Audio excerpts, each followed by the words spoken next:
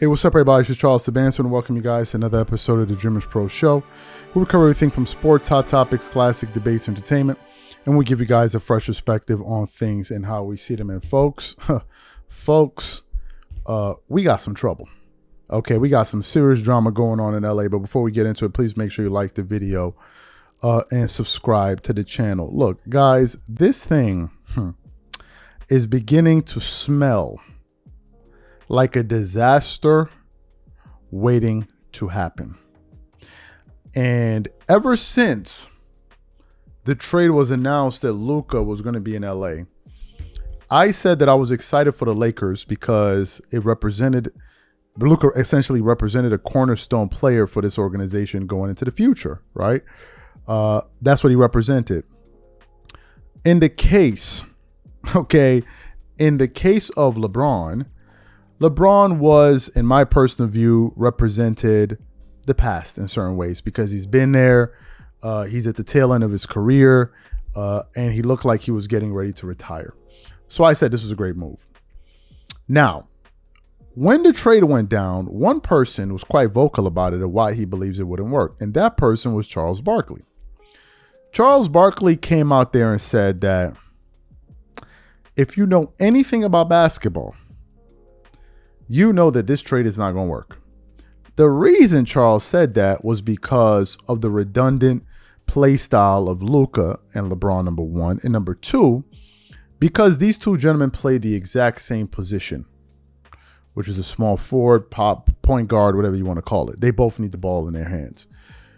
And now after the Lakers have dropped 2 out of the 3 games featuring Luka Doncic, it's only right that we begin to think of whether or not LeBron is making Luka worse. Because the thing has always been LeBron makes everyone around him better. When in reality, when you look at the players that he's played with, they actually got worse, especially star players. And he looks to be having a similar effect on Luka Doncic. So I was going to the internet, and I came across some sound here from Get Up featuring Brian Windhorst and Shams. And they were asking Brian Windhorst to kind of weigh in on what took place yesterday between the Lakers and the Charlotte Hornets, who I can't believe the Lakers lost to them. So what we want to do is we want to play some of what Brian Windhorst had to say, and I want you guys to read between the lines of what Brian was really saying, and then I'm going to come back and continue on the show. Take a listen to Brian here. Yeah, I think it was a fair question by our Dave McMenamin to Luka, but this is really an easy answer. There's no way J.J. Redick could have drawn up that play for Luka the way he is right now. He was not good in this game. Doesn't look like he has his legs at all. He's 1 of 9 on threes in the game. He's 5 of 24 on threes since he's been a Laker. LeBron is hot in the fourth quarter, has good energy. They draw a play up that creates an open look. It's kind of a no-brainer. To me, their bigger issue with the Lakers is how to get their offense going. This team was in a great rhythm before the Doncic trade. We know that it's going to take a while to integrate them. Right now, LeBron James, Austin Reeves, and Luka are all playing my turn, your turn. That's totally expected, but something that they've got to address much more than who gets the last second shot. Yeah, to that end, in Dallas, he thought he was going to be the cornerstone of that franchise for his entire career, and then out of nowhere, you're shipping from Texas to Los Angeles, which, by the way, is nowhere near the same kind of living environment. So all of that factored in. The Lakers got through kind of the soft part of their schedule, Windy. So now what do you need to see from them going forward? They got a big matchup with Denver on Saturday. They got to start figuring this thing out pretty quickly. They got a tough game tonight. The second night of a back-to-back in Portland. Portland's won 6 straight home games, so that's not a gimme either. And their schedule is toughening up. When you watch them play right now, Luka is doing a lot of standing around. You know, when he's been at his best, the ball is in his hand and he's creating. He's putting up decent assist and rebound numbers, but his shooting numbers have totally plunged. His scoring has plunged. He's averaging 15 points a game. This is a guy that averaged 34 last year. And when you watch them play, you can tell he doesn't have a comfort in that offense. He doesn't exactly have any sort of two-man game working with LeBron. J.J. Redick had this team in a good place, and he had to rip it all up to shreds and redo it. So it's just going to take time. I know there's a lot of excitement around the team. Tuesday against Dallas, when they come into LA, it's going to be a fascinating moment, but you really can't give a fair evaluation of this team right now. So you heard what Brian Windhorst had to say there. What are my thoughts about this? Nobody wants to say it, but I will. Luka's getting worse playing with LeBron. Luka Doncic is getting worse as a player playing with LeBron. How do you go from averaging 34 points in a season to all of a sudden averaging 15 points? Now, some people said, oh, it's because Luka is dealing with some injuries and all of that. Yeah, that plays a role. But look, Luka is way too good of a player for this to be the numbers, number one. Number two, Luka has played banged up before in the playoffs.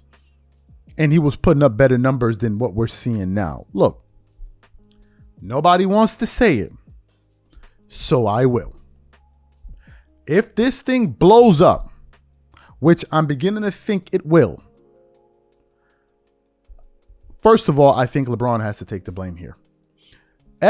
Look, we got to look at the common denominator. LeBron fans, all they're going to look at is his stats and point to that. But you got to look at the results around him. It didn't work out with Westbrook. AD was suffering in the beginning of the season. AD was playing like a monster. Then all of a sudden, LeBron started being jealous, and not jealous, selfish. And then all of a sudden, AD's numbers went away. And now Luka Doncic, who's a better player, which is crazy. How do you make somebody better than you worse than you?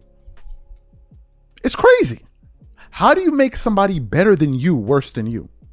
And now they're already trying to cover up for LeBron and turn Luka into the scapegoat. And the new one is now Luka Doncic's way. Let me tell you guys where I think this is potentially going to go if this thing ends up being a disaster. If the Lakers end up failing,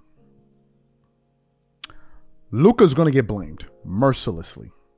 And I think that there's going to be a probability that Luka walks in the offseason and goes to another team.